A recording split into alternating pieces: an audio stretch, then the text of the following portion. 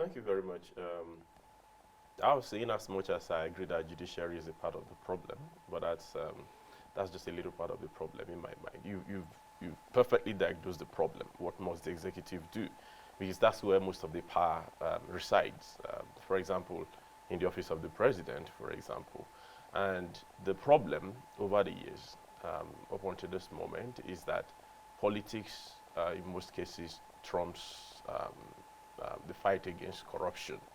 Political considerations, political affiliations, or even ethnic or religious affiliations, such that a thief is a thief if it's if the person is not from your region or from not your political party and all that. So what we need to do is decisive action. There are really no two ways about it, you know.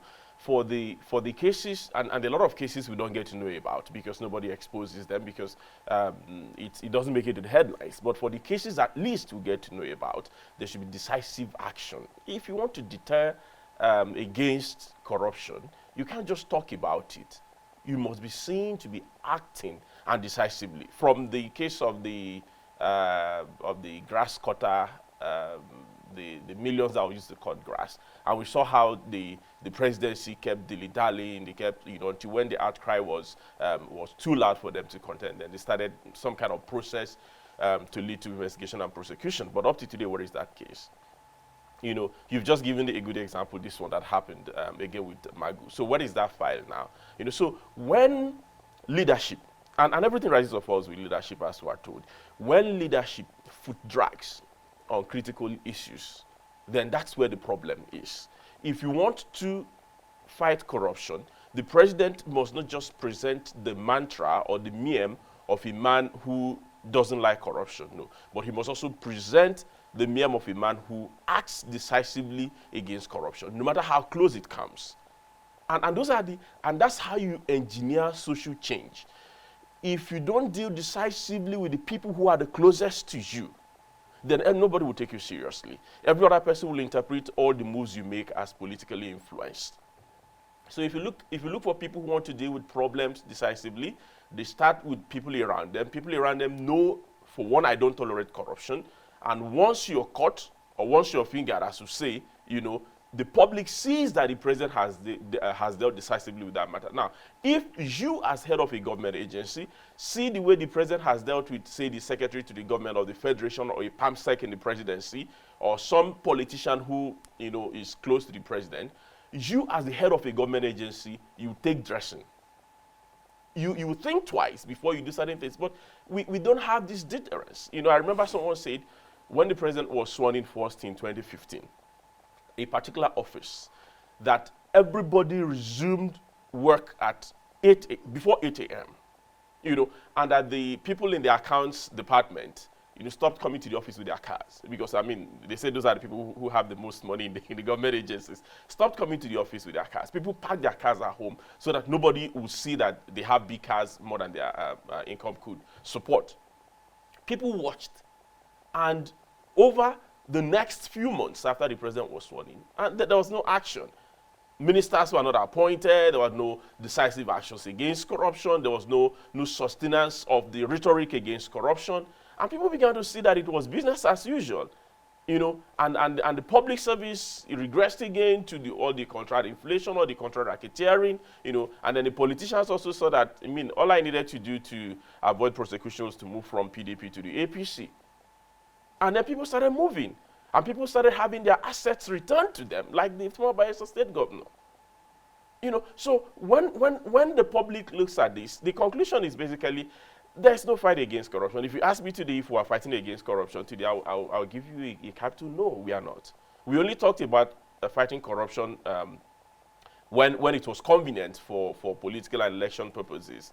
But right now, it's just business. And like my brother said so passionately, we may actually discover that we have a deeper cesspit of corruption to contend with at this time.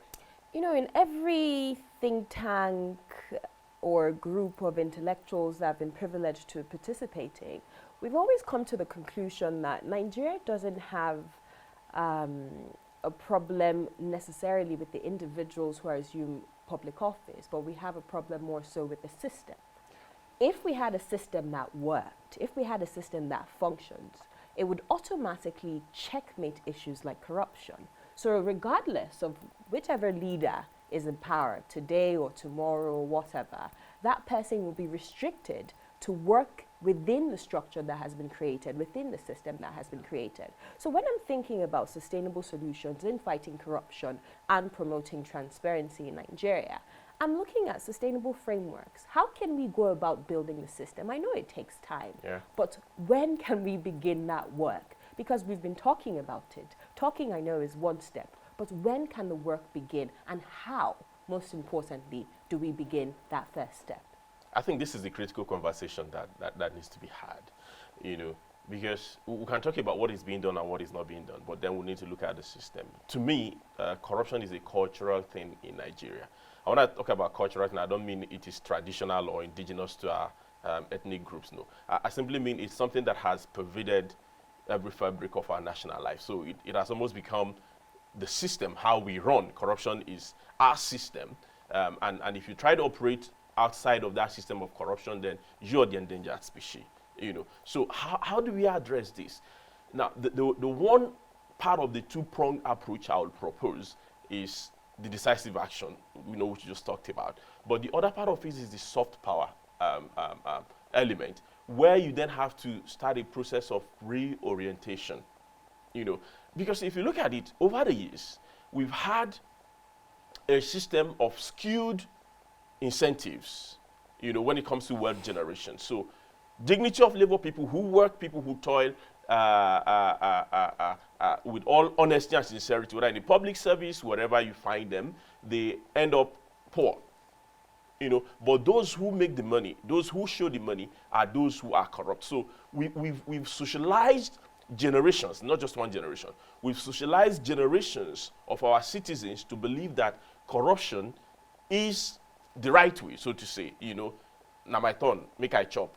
Chop, when you reach your turn, make I chop. So this has entered into the minds of generations, including the ones that are still in the primary school and secondary school at the moment. So you see how deep the problem is. Now, how do we go back to start to project a system that is based on hard work, dignity of labor, or meritocracy? That's the problem. Now, you can't, of course, different institutions in society will play a role in this. The government obviously has a lot of role to play in this, but also have the family, that has a role to play in this. Then we'll have the religious bodies that have roles to play, and the schools that have roles to play. But how do you then do this? Where at the highest level of leadership, which is the government, political leadership, you haven't seen that decisive revulsion, so to say, against corruption. So this is how it works. And I'll go back to what I said earlier. If you had a leader or a president or even a director general in an organization or a principal of a school, maybe one of the federal government colleges, who abhors corruption, and everybody in that school knows that this person would not tolerate corruption. Now, it becomes easier for a class teacher, for example, in the case of a secondary school, to stand against exam malpractice in the class, and know that if someone reports this matter to the principal is not going to victimize me. So if I was the head of a government agency and some top political guy comes to me with an outlandish proposal that is obviously corrupt, and I say no, and then the person goes to the presidency, we have this ubiquitous expression called the presidency in Nigeria today. The person goes to the presidency, and I get a call mandating me to sign off on that proposal, then there's a problem. So the cultural reorientation, again, unfortunately, would have to start from the top. You see, we say change begins with me. No, there's the kind of limited change that could begin with citizens. The kind of change that will be impactful from a citizen perspective is when there is mobilization. But we'll see how mobilization is called in Nigeria. NSAS is a case in point. So it's like a conundrum, like a cultural conundrum. The person who ought to initiate or champion the change is not championing the change. Then citizens mobilize to champion the change, and then you call them with maximum force. So it's a conundrum. So ask me, we need reorientation. Where's that orientation going to come from? various institutions within the society, church, society, family, government. But most impactfully, we need to have people who lead by example, whether at the local government level, government agencies, at the presidency. We need to have people who are veritable role models for other people to emulate. I mean, there's something the Bible says, and allow me to say, it's an interesting quotation. It's in Ecclesiastes, I can't remember the particular verse. It says, when you see corruption in a land, or when you see oppression in a land, do not marvel, because there's a higher official over the official, and there's another official over them. So you're just talking about the hierarchy or the bureaucracy that breeds corruption. If the guy at the highest level of the chain is not corrupt and decisively fighting corruption, I tell you, every other person would line up.